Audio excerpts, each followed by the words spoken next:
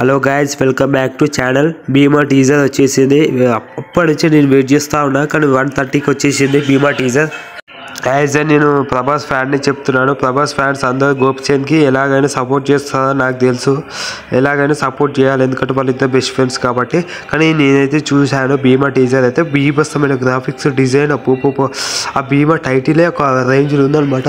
ఇక movie story line, content ఎలా ఉంటుందో మనకు తెలియదు, కానీ సూపర్ ఉండాలని కోరుకుంటున్నాం. మ్యూజిక్ కూడా చాలా బాగుండాలని కోరుకుంటున్నాం. ఇది కూడా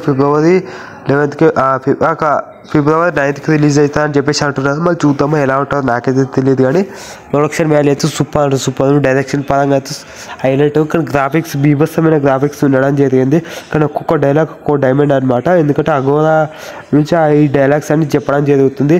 ఒక సింహమే రావడం జరిగింది అని చెప్పేసి అంటున్నారు. నాకు తెలిసి ఒక మాట చెప్తున్నా, వాళ్ళ జాతి నుండి, ఆ దేవుడి నుంచి పుట్టడం జరిగినట్టుంది. అంటే రెండో యమధర్మరాజు ఏదో డైలాగ్ కొట్టడం జరిగింది. ఆ డైలాగ్ వల్ల నాకు చూసే పోలీస్ డ్రెస్లో కూడా పోలీస్ రోల్లో ఒక్కసారి కూడా చేయలేదు. అంటే చేశాడు అంతకుముందు, ఇప్పుడు కూడా చేస్తున్నాడు కూడా.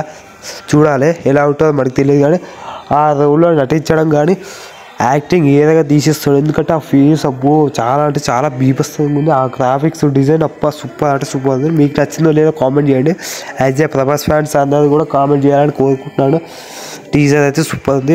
యాక్చువల్గా అయితే 500 lakhs వచ్చినాయి, అంటే 5 లక్షల వ్యూస్ వచ్చినాయి అనమాట. అంతే వచ్చినాయి, ఎక్కువ రాలేవు. మన ఇంకా రేపట్లో 1 million కూడా రావచ్చు. ఎందుకంటే మొన్న టైజన్ నాయుడు మూవీకి దగ్గర 20 లక్షల వ్యూస్ వచ్చినాయి. మరి దీనికి 5 లక్షలు వచ్చినాయి. ఇంకా రావాలని కోరుకుంటున్నా. నాకైతే చాలా నచ్చింది టీజర్. ఒకటే like, share, subscribe to my channel. మరిన్ని వీడియోస్ కోసం సబ్స్క్రైబ్ టు మై ఛానల్.